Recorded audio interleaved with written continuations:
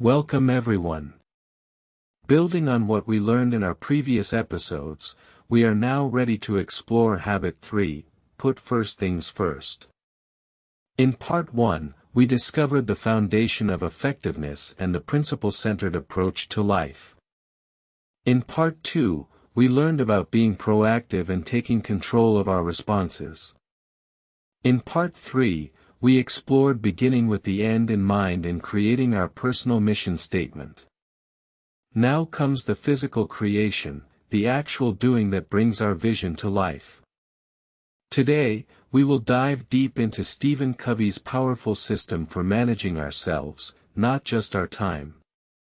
This habit is where the rubber meets the road. It is where we turn our proactive nature and our clear vision into daily reality. Let me ask you a question. How many times have you ended a day feeling busy but not productive? How often do you work hard all day only to realize you accomplished nothing truly important? You are not alone. This is the problem that Habit 3 solves. Covey understood something crucial. The problem is not that we lack time. The problem is that we lack clarity about what truly matters. We confuse urgent with important. We let the pressing crowd out the essential. Before we explore the solution, let us understand why Stephen Covey was qualified to teach us about effectiveness. Covey was not just a business consultant or motivational speaker. He was a deep thinker who studied success principles for decades. He earned his MBA from Harvard and his doctorate from Brigham Young University. But more importantly, he spent years researching success literature from the past 200 years. He read biographies, self-help books, and philosophical texts. He was looking for patterns, for principles that stood the test of time. What he discovered changed his life and eventually millions of others. He found that true effectiveness comes from living by principles, not by quick-fix techniques. He saw that character comes before personality, that private victories must precede public victories. Covey was also a family man who practiced what he preached. He raised 9 children and built a successful consulting business. He lived the principles he taught. This authenticity made his message powerful and believable. Now, let us talk about the problem this habit solves. The modern world bombards us with demands. Email, phone calls, meetings, deadlines, social media, family needs, personal goals. The list never ends. We live in a state of constant reaction, always responding to the latest crisis or request. This creates what Covey calls the urgency addiction. We become addicted to the adrenaline rush of handling crises. We feel important when we are busy. We confuse motion with progress. But at the end of our lives, will we look back with satisfaction at all those emails we answered? At all those fires we put out? Probably not. We will wish we had spent more time on what truly mattered. Building relationships. Developing our talents. Contributing to something meaningful. Planning and preventing problems instead of just reacting to them. The tragedy is that these important things rarely scream for our attention. They do not have deadlines. They can always wait until tomorrow. And so they do wait, day after day, year after year, until we wake up one day and realize we have lived someone else's agenda, not our own.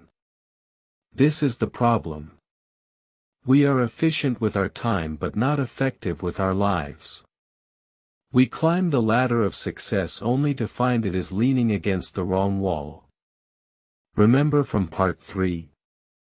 We must begin with the end in mind first, and then put first things first. Now let us explore the solution. Covey introduces us to a powerful tool called the time management matrix. This simple framework will change how you see every activity in your life. The matrix has 4 quadrants based on 2 factors, urgency and importance. Urgent activities demand immediate attention. They are right in your face, pressing, insistent. Important activities contribute to your mission, your values, your long-term goals. Quadrant 1 contains activities that are both urgent and important. These are crises, pressing problems, deadline-driven projects. A medical emergency. A broken water pipe.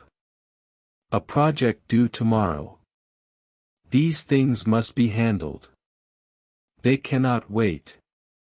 Quadrant 2 contains activities that are important but not urgent. This is the quadrant of effectiveness. It includes relationship building, long-term planning, exercise, preparation, prevention.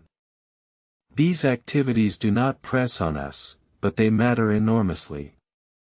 Quadrant 3 contains activities that are urgent but not important. These are interruptions, some phone calls, some emails, other people's minor issues. They feel important because they are urgent, but they do not contribute to your mission. Quadrant 4 contains activities that are neither urgent nor important. Time wasters, trivial activities, excessive television, mindless scrolling on social media. These things do not press on us and they do not matter. Here is the key insight. Most people spend most of their time in quadrants 1 and 3. They live in a reactive mode, constantly responding to urgent matters. Some are important, many are not.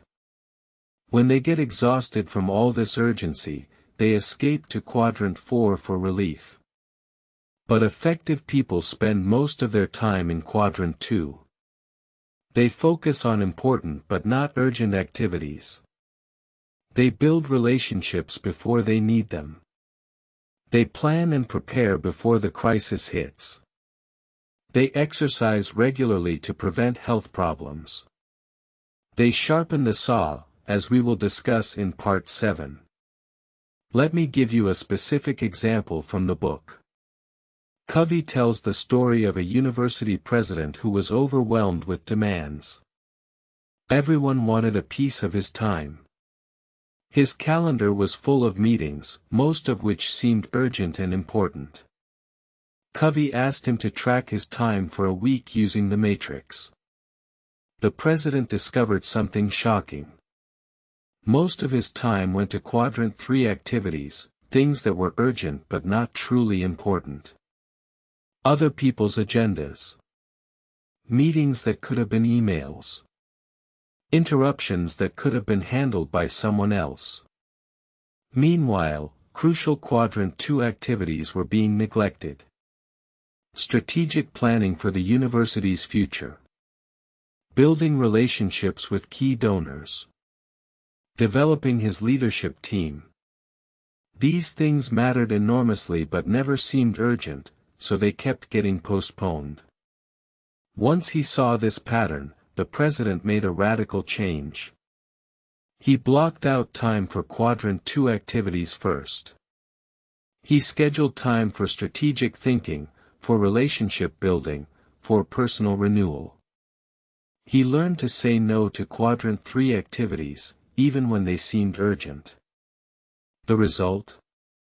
Within months, he was more effective. The university moved forward with a clearer vision. His team became stronger. And paradoxically, he had fewer quadrant 1 crises because his quadrant 2 planning and prevention work paid off. This example illustrates a crucial principle. The way to reduce quadrant 1 is not to work harder or faster. It is to spend more time in quadrant 2. Prevention reduces the need for crisis management. Planning reduces the number of last-minute emergencies. Building relationships prevents conflicts from escalating. Now let us explore why Covey believes this approach works. It goes back to the principles we discussed in part 1. Effectiveness is not about doing more things. It is about doing the right things. It is about aligning our daily activities with our deepest values and our ultimate goals. Covey argues that we cannot manage time. Time passes at the same rate for everyone.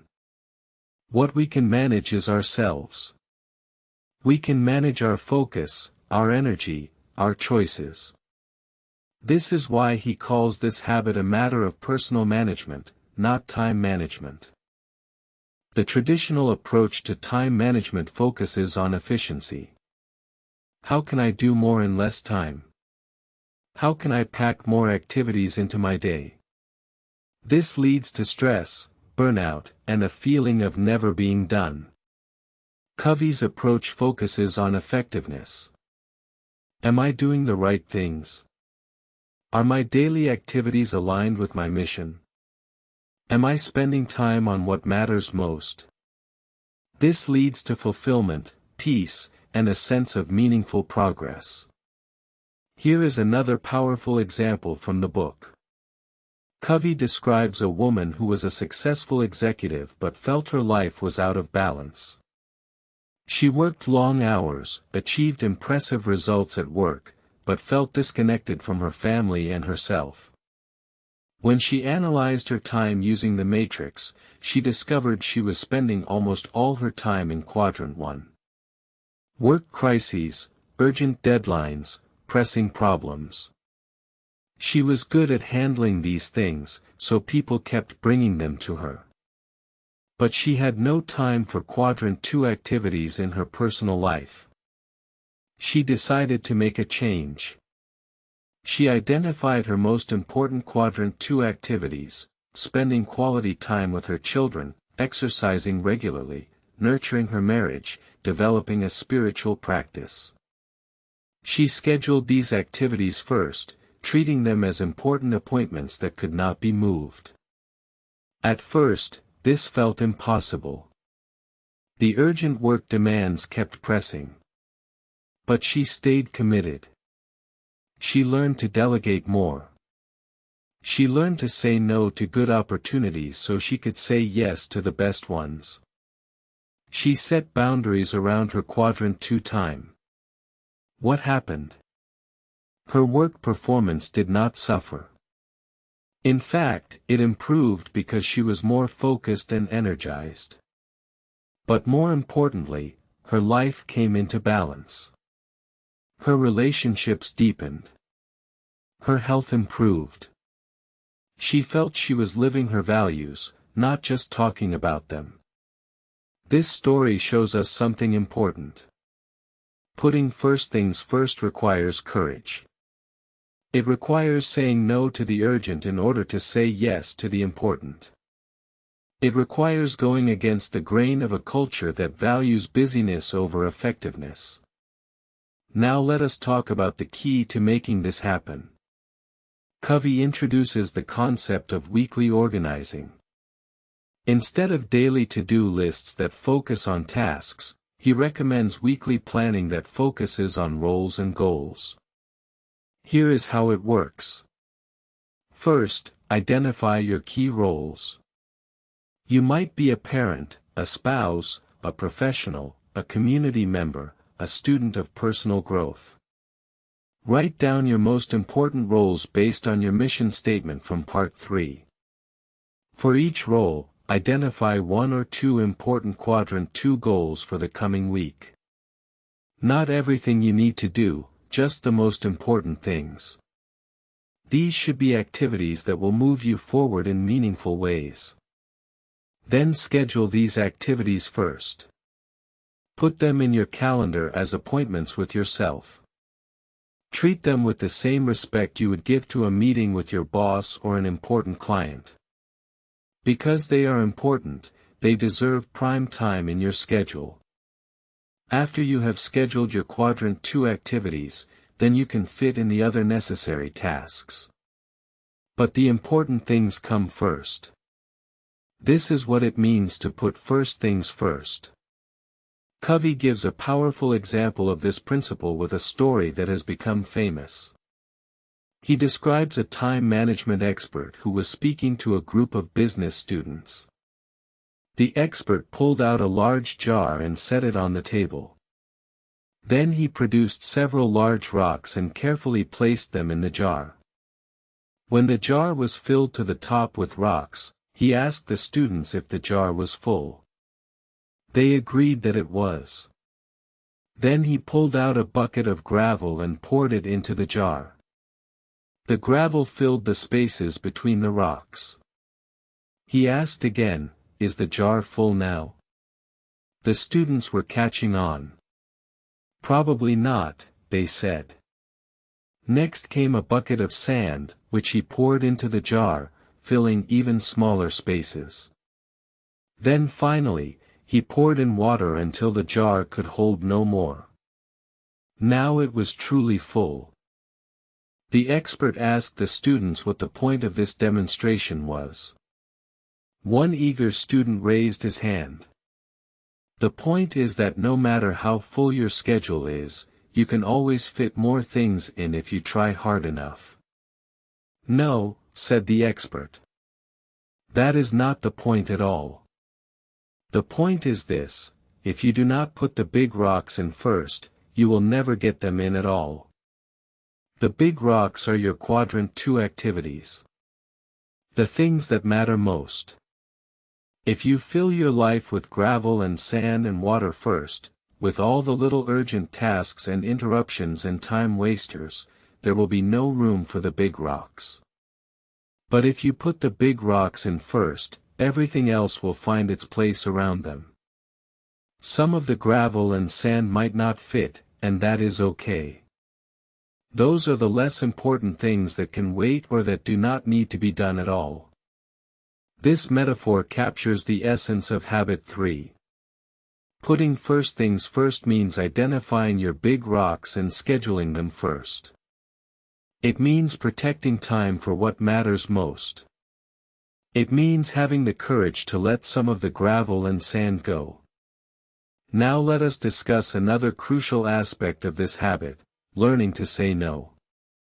This is one of the hardest skills to develop, but it is essential for effectiveness. Every yes to something is a no to something else. When you say yes to a quadrant 3 activity, you are saying no to a quadrant 2 activity. Covey teaches that effective people say no to the good so they can say yes to the best. They understand that their time and energy are limited. They cannot do everything, so they must choose carefully. This requires clarity about what matters most, which is why habit 2, beginning with the end in mind, must come first. Here is an example from the book. Covey describes a manager who was known for being helpful. Whenever anyone asked for his assistance, he said yes. He prided himself on being a team player, on being available to others. But this habit was killing his effectiveness. He spent so much time helping others with their priorities that he had no time for his own. His important projects kept getting delayed. His stress levels were rising. His family rarely saw him because he was always at work dealing with other people's issues. Covey helped him see that his inability to say no was actually hurting the organization. By trying to do everything, he was doing nothing well. His important contributions were being sacrificed for less important tasks that others could have handled. The manager learned to evaluate requests based on his priorities and his unique contribution.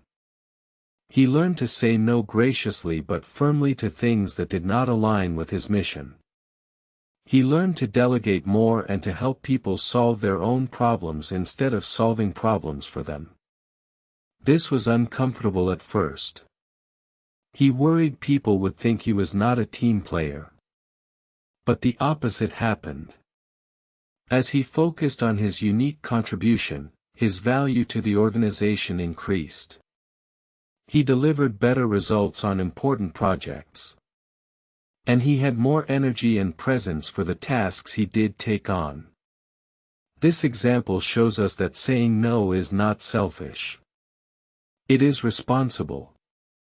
It is honoring your commitments to your most important priorities. It is respecting your own mission and values. Covey also addresses the reality that we cannot eliminate quadrant 1 entirely. Crises will happen. Emergencies will arise. The goal is not to avoid quadrant 1 but to shrink it by investing in quadrant 2. Think about it this way. If you exercise regularly and eat well, quadrant 2 activities, you will have fewer health crises, quadrant 1. If you maintain your car properly, quadrant 2, you will have fewer breakdowns, quadrant 1. If you build strong relationships, quadrant 2, you will have fewer conflicts, quadrant 1. Quadrant 2 is the quadrant of prevention, of preparation, of building capacity. Time spent here pays enormous dividends by reducing the number and severity of crises you face. This is why effective people can seem calm and unhurried. They are not reacting to constant emergencies because they have prevented many of those emergencies through quadrant 2 work. Now let us talk about the relationship between habits 1, 2, and 3.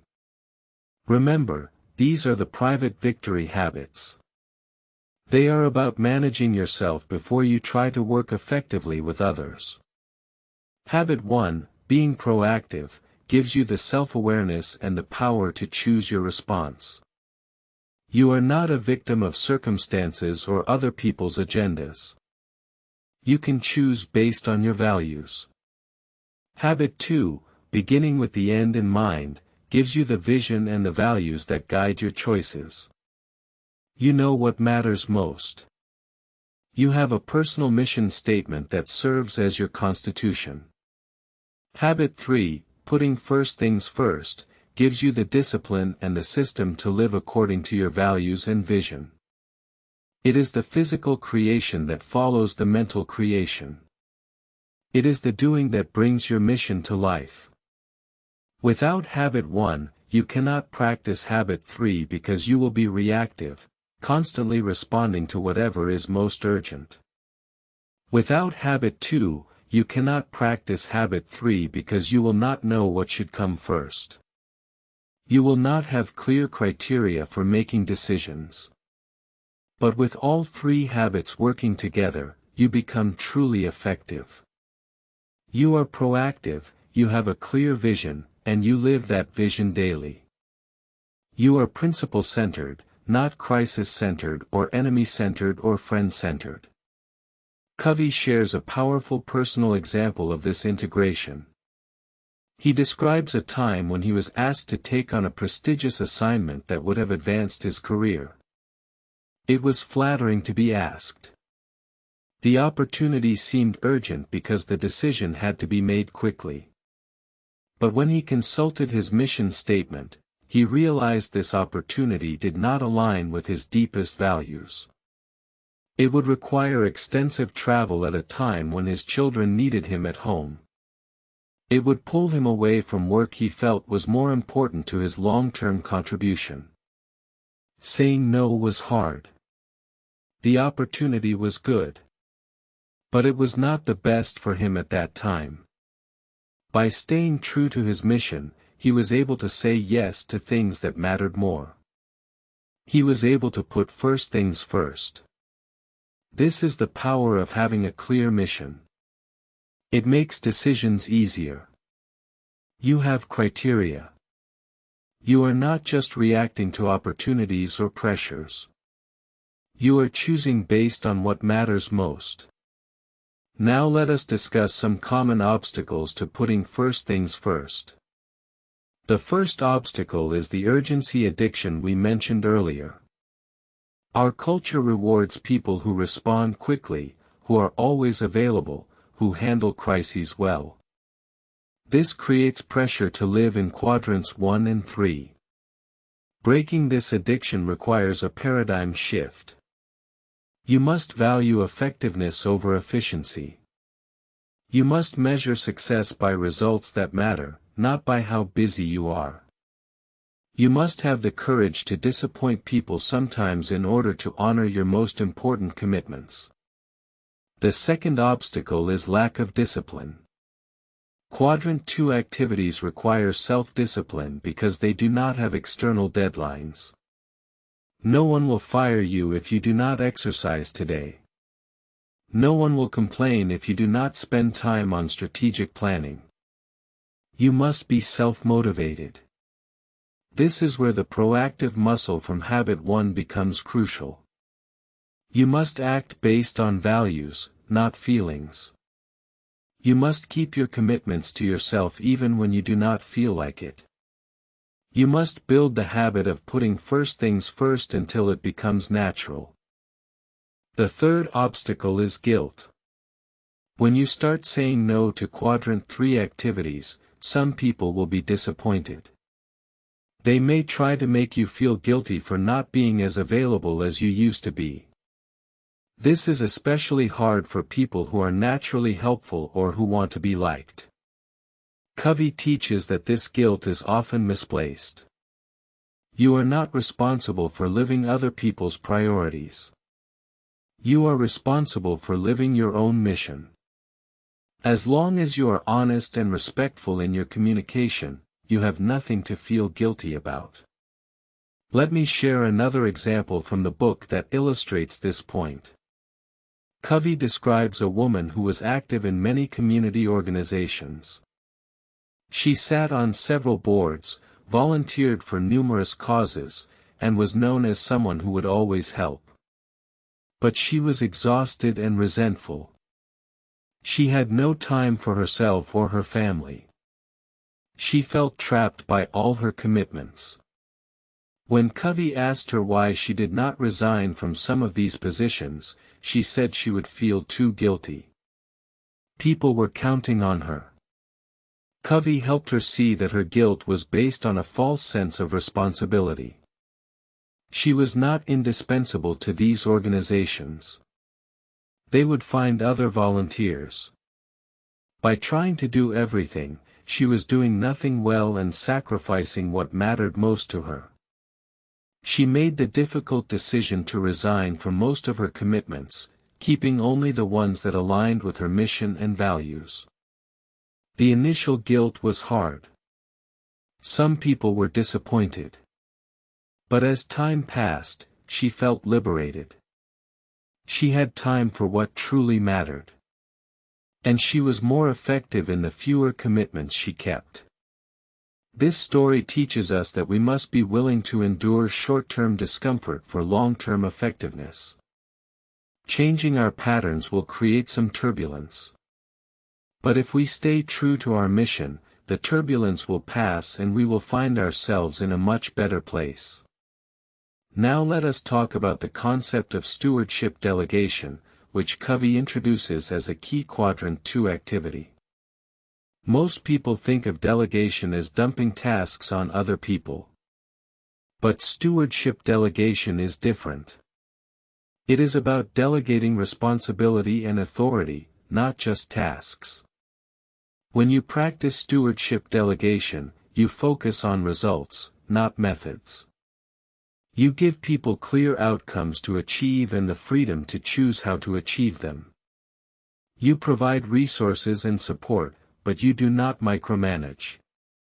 This develops people's capabilities and frees you to focus on things only you can do. Covey gives the example of a father who wanted to teach his son responsibility. Instead of telling the son exactly how to care for the lawn, he had a conversation about the desired results. The lawn should be green, clean, and growing. Then he let the son figure out how to achieve those results. The son had to research what the lawn needed. He had to create a plan.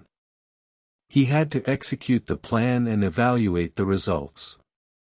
The father was available for consultation, but he did not take back the responsibility. At first, the son made mistakes. The lawn did not look perfect. But the father resisted the urge to take over. He let the son learn from the consequences. Over time, the son became genuinely responsible for the lawn. He took ownership. And the father was freed from that task. This example shows that stewardship delegation is a quadrant 2 activity. It takes more time up front than just doing the task yourself. You have to train people, set up systems, allow for mistakes. But it pays enormous dividends over time. It develops people and multiplies your effectiveness. Many managers avoid this kind of delegation because it seems to take too much time. They are too busy putting out fires to invest in developing their people. But this keeps them trapped in quadrant 1. They never have time because they never invest time in quadrant 2 activities that would give them time. Now let us discuss the importance of integrity in the moment of choice. This is where all the planning and good intentions either come to life or fall apart. You have identified your quadrant 2 priorities. You have scheduled them in your calendar. But then the moment comes, and something urgent arises. Maybe it is an email that seems to need an immediate response. Maybe it is a colleague who wants to chat. Maybe it is just the temptation to scroll through social media instead of doing the hard work you planned. What do? This is the moment of choice. This is where you either honor your commitment to yourself or you break it. This is where integrity happens or does not happen. And these small choices, made hundreds of times each week, determine whether you live your mission or just talk about it. Covey teaches that integrity in the moment of choice requires 3 things. First, you must have a clear commitment. You must know what you said you would do. This is why weekly planning is so important. You have made a commitment to yourself. Second, you must remember your why. Why did you schedule this quadrant 2 activity? What important goal does it serve? When you remember the bigger picture, it is easier to resist the urgent distraction. Third, you must act on your commitment, not your feelings. You will not always feel like doing the important thing. In fact, you will often feel like doing something easier or more immediately gratifying. But you must act based on your commitment, not your mood. This is the ultimate test of being proactive. Can you keep a commitment to yourself when no one else is watching? Can you do what you said you would do even when you do not feel like it? This is the difference between people who achieve their goals and people who just dream about them. Let me share a final example that brings all these ideas together. Covey describes working with a corporate executive who was struggling to balance the demands of a high-pressure job with his desire to be a good husband and father. The executive complained that he had no time for his family. He worked long hours, traveled frequently, and was exhausted when he got home. He felt guilty about missing his children's activities and not being present for his wife. But he did not see how to change. The demands of his job were real. Covey asked him to do the time matrix exercise. The executive tracked his time for 2 weeks, categorizing every activity. The results were eye-opening. He was spending enormous amounts of time in quadrant 3, dealing with other people's priorities and interruptions. He attended meetings that did not require his presence. He answered emails that his team could have handled. He got pulled into issues that were not aligned with his unique contribution. All of this felt urgent, but very little of it was truly important. Meanwhile, crucial quadrant 2 activities were being neglected. Strategic planning. Developing his team. Building key relationships. And of course, time with his family. With Covey's help, the executive made a plan. He identified his big rocks, strategic initiatives at work, developing his leadership team, and quality time with his family. He scheduled these first. He blocked out time on his calendar for each of these priorities. Then he started saying no to Quadrant 3 activities. He declined meetings that did not serve his key priorities. He delegated more to his team. He set boundaries around his time. He stopped checking email constantly and instead had designated times for communication. The changes were not easy. Some people were unhappy that he was less available. He had to overcome his own addiction to feeling busy and important. He had to trust his team more and control less. But within a few months, the results were remarkable. His key projects at work were progressing better than ever because he was focused on them. His team was stronger because he had invested in developing them. And he was home for dinner most nights, present and engaged with his family. He had not found more time. He had the same 24 hours as before. But he was using those hours differently. He was putting first things first. He was living his mission instead of just reacting to demands.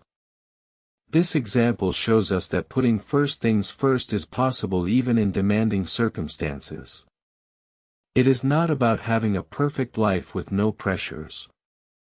It is about making choices that align with what matters most. It is about being proactive in managing yourself. Now let us talk about the relationship between Quadrant 2 and personal renewal. Remember that Habit 7, which we will discuss in our final episode, is about sharpening the saw. It is about renewing yourself in 4 dimensions: physical, mental, emotional, and spiritual. All of these renewal activities are Quadrant 2. Exercise is not urgent, but it is important. Reading and learning are not urgent, but they are important. Building relationships is not urgent, but it is important. Spiritual practices like meditation or prayer are not urgent, but they are important. If you do not schedule time for these renewal activities, they will not happen. The urgent will always crowd them out. But without renewal, you will eventually burn out. You will lose your effectiveness. You will lose yourself. This is why putting first things first is not just about productivity. It is about sustainable effectiveness. It is about living a balanced life that honors all your important roles and needs. It is about being effective in the long run, not just efficient in the short run. Covey emphasizes that this is a weekly process, not a one-time event. Every week, you must take time to plan. You must identify your roles, set your goals, and schedule your big rocks. This weekly organizing session is itself a crucial Quadrant 2 activity.